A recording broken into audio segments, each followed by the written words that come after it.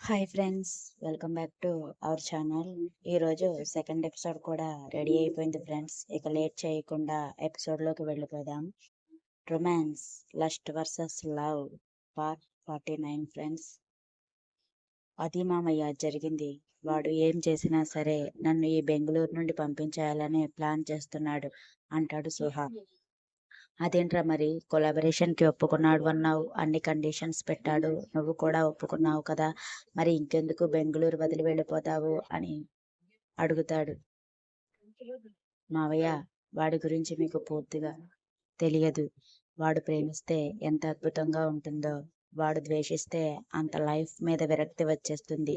ఏం చేసినా సరే ఈ ప్రాజెక్ట్ మధ్యలో ఆగిపోవాలనే వాడు కొలాబరేషన్కి ఒప్పుకున్నాడు అని నాకు అనిపిస్తుంది. రేయ్ రేయ్, వాడు నా కొడుకురా. వాడిని నా ముందే అన్నన్ని మాటలు అంటున్నావు, అయినా వాడు మొండోడు, కోపం అని చెప్పి ఒప్పుకుంటాను, కానీ ఎంప్లాయీస్ లైఫ్తో ఆడుకుంటాడు అంటే మాత్రం నేను ఒప్పుకోను. మావయ్య, మీ కొడుకు అంటే మీకు కోపం రావచ్చు, కానీ మీకన్నా వాడితో ఎక్కువ ట్రావెల్ చేసింది నేను. మేబీ మీ పాయింట్ కూడా కరెక్టే. కాకపోతే కొలాబరేషన్ వంకతో ప్రాజెక్ట్ చేయకపోతే మాత్రం గట్టిగా రివెంజ్ ప్లాన్ చేసి ఉంటున్నాడు నీ కొడుకు అంటాడు. వాడు ప్లాన్ చేస్తే నువ్వు కూడా ఏదో ఒకటి ప్లాన్ చేయి, లేకపోతే వాడు సాడిజంలో మునిగిపో. అవును, ఎవర్రా అమ్మాయి అంత బాగా ప్లేట్ తిప్పేసి నిన్ను బకరాని చేసింది అని నవ్వుతారు. సరే మరే మావయ్య, తను కూడా నా దగ్గరేమో నా వైపు మాట్లాడి వాడి దగ్గరికి వెళ్ళిన తర్వాత భలే ప్లేట్ తిప్పేసింది మావయ్య అంటాడు. అలానే ఉండాలిరా నీకు, లేకపోతే ఎవరిని పడితే వాళ్ళని గుడ్డిగా నమ్మేస్తావా అంటారు. మావయ్య, నేనేం గుడ్డిగా నమ్మలేదు. అమ్మాయిలలో సిన్సియారిటీ చూశాను కాబట్టే అమ్మాయి మాటలను కన్సిడర్ చేశాను. అయినా ఆ అమ్మాయి ప్లేట్ తిప్పినా పేపర్ తిప్పినా మనకు కావాల్సింది జరిగింది కదా. కాకపోతే ఆ అమ్మాయిని కొడుకు ఏం చేశాడో అని భయం పట్టుకుంది. రేపు ఆఫీస్కి వెళ్ళిన తర్వాత ఆ అమ్మాయితో ఈ విషయం ఏంట్రా, ఏమంటున్నావు నువ్వు అంటూ ఆయన ఆశ్చర్యంగా అడుగుతారు. మావయ్య, నువ్వు నీ కొడుకు ఎంత చదివావో తెలియదు కానీ నేను మాత్రం వాడిని ఫుల్గా చదివేశాను. మేబీ ఆ అమ్మాయికి గట్టిగానే కోటింగ్ పడి ఉంటుంది నేను వచ్చేసిన తర్వాత, లేకపోతే తన వర్క్తో శాడిజం అన్నా సాటిస్ఫై చేసుకుని ఉంటాడు. నా కొడుకు అమ్మాయిలతో తిరుగుతాడు అని చెప్పు, నమ్ముతాను, కానీ అమ్మాయిలతోటి కోపంగా ఉంటాడంటే మాత్రం నేను నమ్మనురా. నాకెందుకో ఇదంతా నమ్మబుద్ధి కావడం లేదు అంటారు. ఆ మాటకి గట్టిగా నవ్వుతూ, పిచ్చి మావయ్య, ఎక్కడున్నావు మావయ్య, నువ్వు నీ కొడుకు రొమాంటిక్ కింగ్ అయితే అవ్వచ్చు, కానీ వాడు కళ్ళల్లో రొమాంటిక్ లేదు మావయ్య, ఒక రకమైన కోపం ఉంది.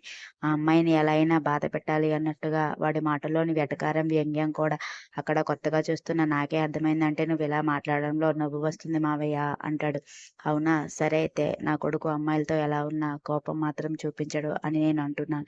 నువ్వేమో వాడిని ఆపోజిట్ వేలో చూపిస్తున్నావు. రేపు ఆఫీస్కి వెళ్ళిన తర్వాత ఆ అమ్మాయి దగ్గరకు వెళ్ళి ఏం జరిగిందో అడుగు. అప్పుడు నీ మాట నిజమో నా మాట నిజమో చూద్దాం అంటూ అప్పటికే డిన్నర్ అయిపోయింది, రండి వడ్డిస్తాను అని సునీత గారు పిలవడంతో ఇద్దరు మాటలకు బ్రేక్ ఇచ్చి డైనింగ్ టేబుల్ వైపు కదులుతారు. రూమ్ ని డంపింగ్ యార్డ్ చేసిన తర్వాత తన కోపంలో ఆప్ తగ్గితే మిగిలిన కోపాన్ని ఎవరి మీద చూపించాలో తెలియక నేరుగా షవర్ కింద వెళ్ళి నిలబడతాడు విరాట్. తన ఒంట్లోని వేడికి చల్లటి నీళ్లు కూడా వేడి నీళ్లుగా ఆవిరైపోవడంతో అంతకంతకు సుహా, తన తల్లిదండ్రి ముగ్గురు నవ్వుతూ మాట్లాడుకోవడమే తన కళ్ళల్లో మెదులుతూ, ఎందుకు అందరూ నన్నే ఇలా వేరు చేస్తున్నారు, వాడు కూడా మీతో కలిపి నన్ను ఇలా టార్చర్ చేస్తున్నాడు. నేను ఎవరికి నచ్చనా, లేకపోతే నేను ఇంతేనా? ఎనివే, మీరు ఎన్ని అనుకున్నా సరే ఆ పాత విరాట్ మళ్ళీ రాడు. ఆ పాత విరాట్కి బంధాలు బంధుత్వాలు కావాల్సి వస్తాయి. నాకు మాత్రం నా ఎంజాయ్మెంట్, నా సెల్ఫిష్నెస్సే కావాలి. వాడు ఉన్నంతకాలమే కదా హ్యాపీగా ఉంటారు. ఆ తర్వాత మీరు మళ్ళీ నా దగ్గరికి రావాలి అని అరగంట పాటు షవర్ నీళ్ళలో నాని ఎప్పుడు వెళ్ళినట్టే పబ్బుకు వెళ్ళిపోతాడు. ఒసై ఒసై, ప్రేమ పెళ్లి అంటూ ఎక్కడికి పోతున్నావే? ఈ రోజుల్లో అలాంటివేమీ లేవు. ఈ రోజుల్లో అమ్మాయి అబ్బాయి ముద్దులు హగ్గులు పెట్టుకోవాలని దానికి ప్రేమ అన్న వంక పెట్టుకుంటున్నారు. ఆ వంకలో వాళ్లకు కావలసినవన్నీ జరిపించేసుకుంటున్నారు అంతే. ఇంకా ఎక్కడున్నావే తల్లి నువ్వు? అదేంటి ఎలా మాట్లాడుతున్నావు? టైం పాస్కి కూడా లవ్ చేసుకుంటారా అంటూ షాక్ అయిపోతుంది భూమి. మరి ఇప్పటి వరకు తనకు నిజమైన ప్రేమలు పెళ్ళిళ్ళ వరకు వెళ్తాయి అని తెలుసు, కానీ ఇక్కడికి వచ్చిన తర్వాత ఎంత వాతావరణం, ఎంత పద్ధతిలో ఇష్టానికి ముద్దులు పెట్టుకున్న టైం పాస్ దాని పెంపకం తనకు ఒప్పుకోవడం లేదు. చూడు భూమి, నువ్వు ఏమనుకుని ఈ ప్రశ్న అడిగావో నాకు తెలియదు కానీ ఈ రోజుల్లో ప్రేమిస్తే పెళ్లి చేసుకోవాలి, మనసిచ్చిన వాడికే తనువు ఇవ్వాలి అని పిచ్చి పిచ్చి లాజిక్లు ఎవరూ ఆలోచించడం లేదే. ఇప్పుడు అంతా మనీ మీదే నడుస్తుంది. మనీ ఉన్న వాడిదే లైఫ్, మనీ ఉన్న వాడిదే ఎంజాయ్మెంట్. అమ్మాయిలు కూడా వాడు ప్రేమిస్తే జీవితాంతం మన చేయి పట్టుకుంటాడా అని ఎవరు ఎదురు మాట్లాడడం లేదు. వాడి బ్యాక్గ్రౌండ్లో ఎన్ని కోట్లు ఉన్నాయి, ఎన్ని కార్లు ఉన్నాయి, ఎన్ని విల్లాలు ఉన్నాయి, ఇవే చూస్తున్నారు ప్రజెంట్కి. వాళ్ళకు అవే ముఖ్యం కూడా. వాళ్ళతో లగ్జరీ లైఫ్ గడపడానికి తన తనువును కూడా తాకట్టు పెట్టేస్తున్నారు. వాడితో నచ్చినంత కాలం ఎంజాయ్మెంట్ చేసి ఇంకొక కొత్త వ్యక్తి కనిపిస్తే చాలా సిల్లీ రీజన్స్తో బ్రేకప్ చెప్పి వెళ్ళిపోతున్నారు. అందుకని మగాళ్ళు ఏమైనా తక్కువ అనుకుంటున్నావా? వాళ్ళకున్న డబ్బు పొగరుతో, అహంకారతో వన్ నైట్ స్టాండ్లంటూ అమ్మాయిలకు డబ్బుల ఆశను ఎరవేసి వాళ్ళని లొంగ తీసుకుంటున్నారు. ఇదంతా ప్రేమ ముసుగులోనే జరుగుతుందే. అంటే అలా అంటున్నావేంటే? ఇప్పుడు నిజంగా ప్రేమ అనేది లేదా? నిజమైన ప్రేమ ఎవరి దగ్గర దొరకదా అని భూమి మనసులో ఏదో బాధ. లేదు, నేను అలా చెప్పడం లేదు. 100%లో 90% ఇదే జరుగుతుందని చెబుతున్నాను. మిగిలిన 10% అమ్మాయి అబ్బాయి జెన్యూన్గా ఉంటేనే ఆ ప్రేమ పెళ్లి వరకు వెళ్తుంది. లేకపోతే ప్రేమ పేరుతో పెళ్లిళ్ళు చేసుకున్న ఆ పెళ్లిళ్ళు వెంట వెంటనే కూలిపోతున్నాయి. అయితే అమ్మాయి అబ్బాయిని చంపేస్తున్నారు, లేకపోతే విడిపోతున్నారు. ఇదంతా చాలా కామన్ అయిపోయింది. కానీ వీళ్ళందరినీ దాటుకుని ఎక్కడో ఒకరో ఇద్దరో జంటలు మాత్రం తమ ప్రేమను, జీవితాన్ని ఆనందంగా గడుపుతున్నారు. అందుకనే ఈ రోజుల్లో మోస్ట్లీ లవ్ మ్యారేజ్ అంటే ప్రతి ఒక్కరికి కూడా చాలా చులకన అయిపోయింది. ప్రేమించి పెళ్లి చేసుకున్న వాళ్ళ ఆశీర్వాదం కోసం వెళ్తే పైకి ఆశీర్వదించిన చూస్తానులే మీ 3 నాళ్ళ ముచ్చట అని మనసులో అనుకున్న వాళ్ళు ఎంతోమంది. అది కాదే, అందరూ అలా ఎందుకుంటారు? ఇప్పుడు ఇష్టం ఉంటేనే కదా ముద్దు పెట్టుకున్నా, హత్తుకున్నా, ఏం చేసినా కూడా. ఒసేయ్ పిచ్చి భూమి, ఇంకెంత చెప్పినా తర్వాత కూడా ఎక్కడ ఆలోచిస్తున్నావే? ముద్దు పెట్టుకోవాలన్నా, హగ్ చేసుకోవాలన్నా ఈ రోజుల్లో ఇష్టం ఉండక్కర్లేదు. మన మనసులో లస్ట్ ఫీలింగ్ ఉంటే చాలు. నచ్చిన అమ్మాయి ముసుగు మనసుకు నచ్చకపోయినా కళ్ళకు నచ్చితే చాలు. ఆ అమ్మాయితో బెడ్ వరకు వెళ్ళిపోయి బెడ్ షేర్ చేసుకుని ఉదయమే మీరు నాకు తెలియదు అని చెప్పి వెళ్ళిపోతున్న రోజులు ఇవి. ఇదంతా ఎందుకు వచ్చింది? ఈ ఆలోచనలతోనే నీ ప్యూర్ హార్ట్‌ని ఎందుకు డ్యామేజ్ చేసుకుంటున్నావు అని పళ్ళు నూరుతుంది హాసిని. కాదు హాసిని, నేను చూస్తున్న దాన్ని బట్టి అంచనా వేయలేక నేను అడిగాను అంతే అంటుంది. చూడు భూమి, నీకులాగా ఇక్కడ ఎవరు ఉండరే. నువ్వు ప్రతిదీ కూడా పాజిటివ్ వేలోనే చూస్తావు కానీ పాజిటివిటీ అనేది ఆలోచించే ఆలోచనలో మాత్రమే ఉంటుంది అని నువ్వు నమ్మితే పాజిటివ్ ఓన్లీ మన బ్లడ్‌లో తప్పించి ఇంకెక్కడా ఉండదు అన్నట్టుగా ఈ లోకం తీరు మారిపోయింది. మేబీ నీ ఎదురుగా ఎవరైనా క్లోజ్‌గా మూవ్ అవ్వడం నువ్వు చూసావేమో. ఇంకా వాళ్ళు రిలేషన్‌లో ఉన్నారని కూడా అనుకుని ఉండే నీకు ఈ డౌట్ పుట్టినట్టు ఉంది. ఇవన్నీ కూడా నథింగ్. ఇవన్నీ కూడా వేస్ట్. ఆలోచించాల్సిన పని లేని చెత్త. నువ్వు ఇవన్నీ మైండ్‌లోకి తీసుకొని స్ట్రెస్ తీసుకోకు. అసలే నీ వర్క్‌తో పాటు సార్ పిఏగా చాలా అలసిపోతున్నావు. రెస్ట్ తీసుకో అంటూ తన ప్లేస్‌లో పడుకుని దుప్పటి గుండెల వరకు కప్పుకుని నిద్రకు ఉపక్రమిస్తుంది హాసిని. కానీ భూమికి మాత్రం విరాట్ తనతో ప్రవర్తిస్తున్న తీరు ఏంటో అర్థం కాక తాకొద్దు అని చెప్పినా పదే పదే తన శరీరాన్ని తాకుతూ ఇష్టం వచ్చినట్టుగా ఎక్కడ పడితే అక్కడ ముద్దులు పెట్టుకుంటూ తనని అపవిత్రం చేస్తున్నాడనే ఇంకా తను అవన్నీ చేస్తున్నాడంటే ఎక్కడో కొద్దిగా గొప్పో తన మీద ప్రేమ ఉంది అని నెమ్మదిగా విరాట్‌కి నచ్చచెప్పి నేను మీకు స్థాయికి తగ్గదాన్ని కాదు అని చెప్పాలనుకుంటున్న తన ఆలోచనలు కాస్త అదంతా కూడా కామంతో, ఆడది అన్న కోరికతో చేస్తున్నాడు అని తెలుసుకున్న భూమికి పెద్దగా రుచించదు. విరాట్ తనని ఏమీ కోరికతో ముట్టుకోవడం లేదు. ఇంకా ఆడదాన్ని చూస్తే ఏకలింగం అప్పారావుల మీద లా పడడం లేదు. తను ఏం చేసినా ఆఖరికి తన చేతిని పట్టుకున్నా తెలియని అనుభూతి కలుగుతుంది. అందుకే తను ఆ దిశగా ఆలోచించాల్సి వస్తుంది. తీరా హాసినిని అడిగితే అదంతా ఈ రోజుల్లో కామన్, డబ్బున్న వాళ్లకు జస్ట్ ఒక గేమ్ అన్నట్టుగా మాట్లాడుతుంటే తన మనసు అల్లకల్లోలం అయిపోయి ఆ కల్లోలంలోనే రోజుని ముగించి మరుసటి రోజుకి తీసుకొచ్చేస్తుంది. Virat gaming minds. Same same time, same meeting room, same persons. నువ్వు చెప్పిన కండిషన్స్ అన్నిటికీ నాకు ఓకే విరాట్. ఇంకా నువ్వెక్కడ సైన్ చేయమన్నా కూడా చేసేస్తాను నేను అంటాడు సుహాస్. ఓ సుహాస్ వర్మ గారు ఈ బెంగుళూరు వదిలి వెళ్ళలేదా? ఇంకా ఇక్కడే ఉన్నారా? అయితే నువ్వు అన్నట్టుగానే కండిషన్ అన్నిటికీ ఒప్పుకుంటున్నావన్న.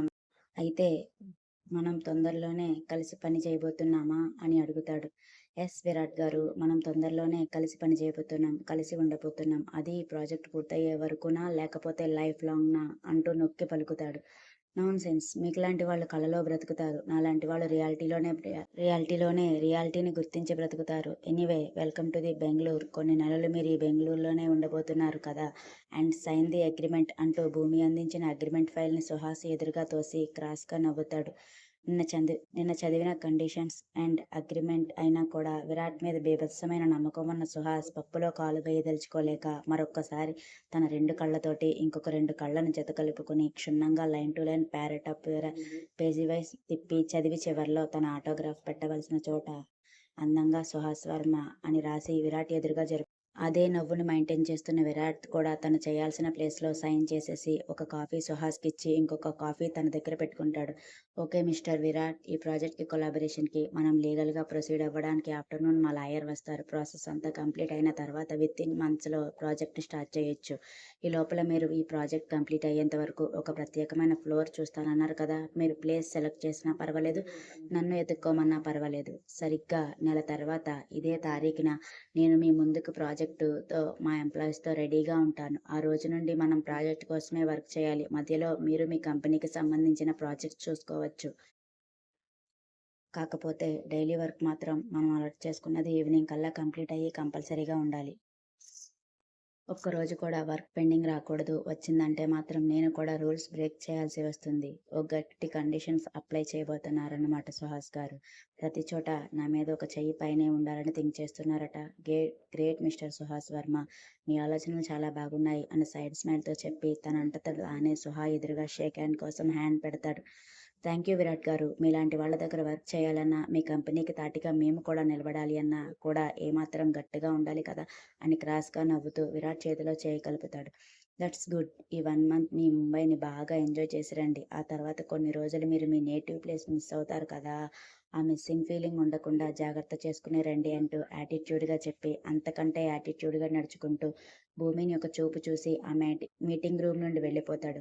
హమ్మయ్య, ఒక తుఫాన్ వెలిసిపోయింది అన్నట్టుగా భూమి ఊపిరి పీల్చుకుంటే విరాట్ వెళ్ళగానే అనుకోని సునామీలా అతని ఎదురుగా నిలబడిన సుహాస్ని చూసి జడుచుకుని 2 అడుగులు వెనక్కి వేస్తుంది.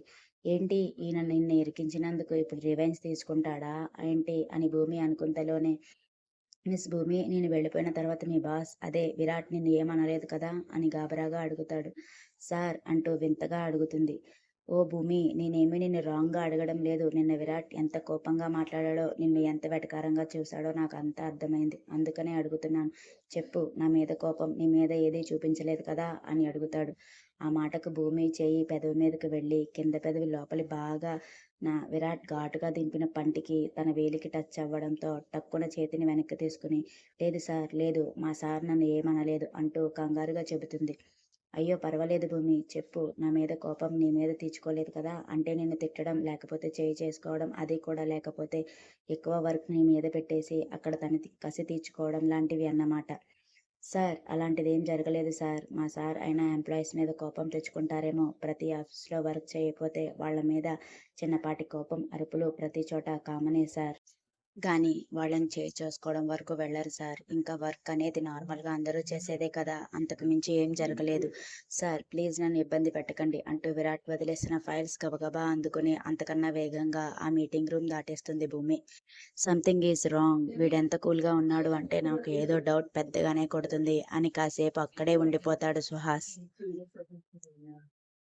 ఏంటో ఈ భూమి గారు అస్సలు కనిపించడమే మానేశారు సార్. అసిస్టెంట్ అయిన తర్వాత అసలు చూపు కూడా నోచుకోకుండా పోయింది అని బాధపడిపోతూ తన వర్క్ని చేస్తుంటాడు వినీత్. హలో వినీత్, కాఫీకి వస్తావా అని సడన్గా అక్కడ ప్రత్యక్షమవుతాడు సందీప్. వాట్, అప్పుడే బ్రేక్ అయిపోయిందా అని వాచ్లో టైం చూసుకుని సందీప్తో పాటు క్యాంటీన్కి వెళ్తున్న వినీత్కి సడన్గా కంగారుగా వస్తున్న అమ్మాయి డాష్ ఇచ్చి వినీత్ లాంటి బలమైన పర్సనాలిటీని గుద్దుకుని తనే వెనక్కి పడుతుంది. అమ్మ బాబోయ్, నా నడుము విరిగొట్టేశాడురా నాయనో, అయినా ఆఫీస్కి మధ్యలో ఎవరు ఇక్కడ పిల్లర్స్ కట్టించారు అంటూ తన బ్యాగ్ రుద్దుకుంటూ చల్లా చెదురుగా పడిపోయిన తన పేపర్స్ అన్నీ కూడా ఏరుకుంటుంది ఆ అమ్మాయి. హలో మిస్, ఏంటి మీరు నన్ను గుద్దేసి పిల్లర్ అది ఇది అంటున్నారు? మీరు కళ్ళు ఎక్కడ పెట్టుకున్నారు అంటాడు కోపంగా సందీప్. హా, అందరికీ అందేలా ఉంటే దొబ్బుకెళ్ళిపోతారని మా ఇంట్లో బీరువాలో పెట్టి వస్తున్నాను. నీకు ఏమైనా నొప్పా అంటూ సడన్గా పైకెత్తిన అమ్మాయి వినీత్ని చూసి ఫ్రీజ్ అయిపోతుంది. వినీత్ కూడా ఏం తక్కువ కాదు, 6 6 అడుగులకు దగ్గరగా తెల్లగా మినిమం బాడీ మెయింటైన్ చేస్తూ అల్లరి చేస్తున్న సిల్కీ హెయిర్, సూదంటి ముక్కు, ఏం చేసినా పెదవులను కప్పేసిన మ్యాన్లీగా ఉన్న మీసంతో చాలా క్లాసీగా ఉంటాడు. న్యూసెన్స్ క్రియేట్ చేయడానికే వస్తుంటారులే, అంతే ఇలాంటి వాళ్ళందరూ అని విసుగ్గా తననే కళ్ళప్పగించి చూస్తున్న ఆమె చూపుకు చిరాకు పడుతూ, సందీప్ రా, నేను వెళ్తున్నాను అని ఒక్కడే వెళ్ళిపోతాడు క్యాంటీన్కి. నువ్వు వెళ్ళు, నేను వస్తాను అంటూ ఇంకా షాక్లో ఫ్రీజ్ అయిపోయిన ఆమె ముందు చిటికలు వేసి, హలో మిస్, ఎవరు నువ్వు, ఈ ఆఫీస్కి కొత్త అంటూ టాప్, లెగ్గిన్ ఇంకా స్కార్ఫ్లో ఉన్న ఆమెను వింతగా చూస్తూ అడుగుతాడు. ఆ సార్, నేను ఈ బెంగళూరుకి పాత అయినా ఈ కంపెనీకి కొత్త అంటుంది ఆమె. ఏంటి, బేసిక్గా అమ్మాయిలందరూ ఇలానే ఉంటారా, లేకపోతే ఈ అమ్మాయి మాత్రమే ఇలా ఉందా? కొత్త అంటే బెంగళూరుకి పాత, ఆఫీస్కి కొత్త అని తలతిక్క సమాధానం ఇస్తుంది. అయినా నాకెందుకు వచ్చింది, ఈ హిమక్రీంతోనే పడలేకపోతుంటే ఈ ఆటం బాబు నాకొద్దురోయ్ బాబోయ్ అంటూ, ఓకే మిస్, మీరు ఇక్కడికి ఎందుకు వచ్చారో నాకు తెలియదు కానీ అదిగో అక్కడ మేనేజర్ గారు ఉంటారు, ఆయనని అడిగితే మీకు ఎవరు కావాలన్నా చూపిస్తారు అని ఒక ఫ్రీ సజెషన్ ఆమె ముఖాన పడేసి చక్కగా పోతాడు. ఇదేంటి, ఇంత అందమైన అమ్మాయిని ఎదురుగా పెట్టుకుని మేనేజర్ దగ్గరికి పొమ్మని చెబుతున్నాడు. ఆ ముందు వెళ్ళినవాడు అయితే మరీ దారుణంగా ఉన్నాడు. వీళ్లకు అమ్మాయిల మొహాలే తెలియదా, లేకపోతే అమ్మాయిలంటే ఎలర్జీనా అని కిందకు వంగి మిగిలిన పేపర్లన్నీ తీసుకుని సందీప్ చెప్పిన వైపుగా వెళుతుంది ఆమె. సందీప్ క్యాంటీన్కి వెళ్ళేటప్పటికి అక్కడ హిమ ఇంకా హాసిని, భూమి కూడా ఉంటారు. భూమి ఎక్కడో ఆలోచిస్తూ, హిమ ఇంకా హాసినీలు మాత్రం చిట్ చాట్ చేస్తూ కాఫీ తాగుతుంటే వినీత్ మాత్రం భూమినే ఆరాధనగా చూస్తుంటాడు. సరిపోయింది, ఒకరేమో అనావృష్టి అన్నట్టుగా మాటలే కూడా పెడితే మరొకరేమో అతివృష్టిలాగా వరదల్లో ముంచేస్తారు ఈ ఆడవాళ్ళు అంటూ వాళ్ళ దగ్గర వచ్చి హిమాని ఒకటి కొట్టి హాసిని చుట్టు పీకుతాడు.